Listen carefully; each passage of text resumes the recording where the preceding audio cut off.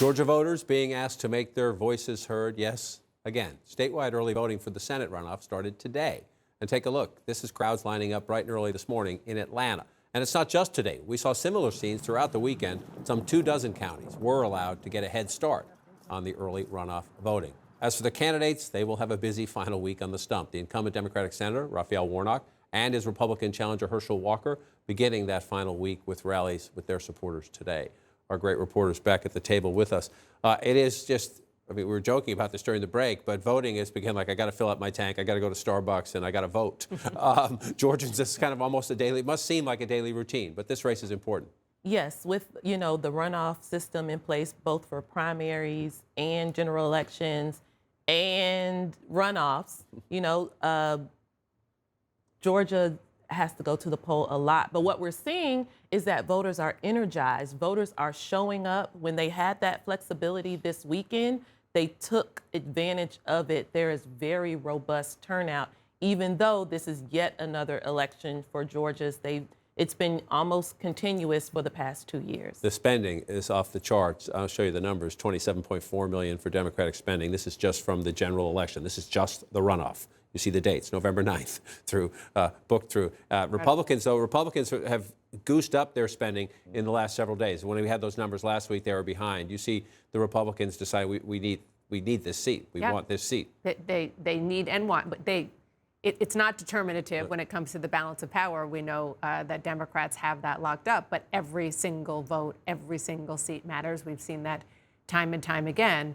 And the idea of the Democrats having an outright majority, 51 votes, as opposed to 50-50 with the vice president breaking the tie, is really key. The amount of money is really staggering. It's hard to believe the numbers you just put up, that's just in the runoff.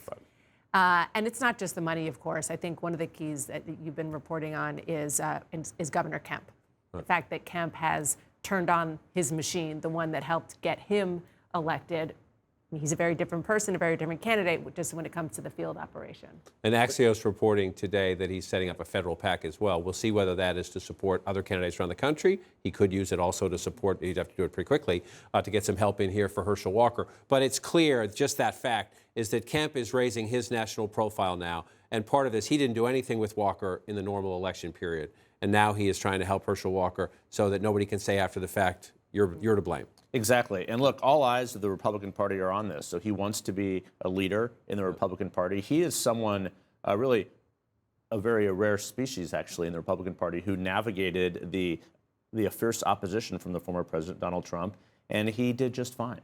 He didn't speak out against him necessarily, but he didn't buckle or back down to him during the 2020 election. But as Dana was saying, the majority is set, but having the extra vote, yes, to give you some breathing room with Joe Manchin, but this is why it's really important, because of committee assignments and the makeup of committees. That means there will not be an even split on all these committees. Democrats will have a true majority. So every staffer up on Capitol Hill right now is really watching this, because it makes a huge difference for investigations, for subpoenas, but also just the makeup of the committee. So that's why Democrats are fighting just as hard for this as though the Senate majority. If you have a more aggressive House investigations, which we'll get to later and in the weeks ahead, having subpoena power in the Senate allows you to just counter-programming, if you will, to be prepared to do that. We talked about the eye-popping spending. Every vote counts in Georgia, but like in many states, the Asian American population is a growing and a swing constituency. Why this is interesting, this is the same Warnock ad we want to show you here, running with Chinese, Vietnamese, and Korean subtitles. Voting in a real sense is a kind of prayer for the kind of world that we want to see. And our prayers are stronger when we pray together. It is the Lord's work. The minister, obviously, Senator Warnock, has his roots are in the ministry. But this is a fascinating, to me, part of a fascinating competition, not only in the state of Georgia. This is the next 10, 15, 20 years of American life, as the Asian American population is a swing and a suburban constituency in many of the battleground states. Yes, and in Georgia, both parties have been competing for the AAPI vote. The Republican Party opened one of its community centers in a largely Asian part of Metro Atlanta. They've also had a community center in a Black part of Metro Atlanta. But we know that generally AAPI voters tend to support Democratic candidates, and it's clear that the Warnock campaign is aware of that. As they try to drum up turnout, they consider the AAPI community part of the Democratic base that they need to show up, they need to turn out in hopes of winning this election.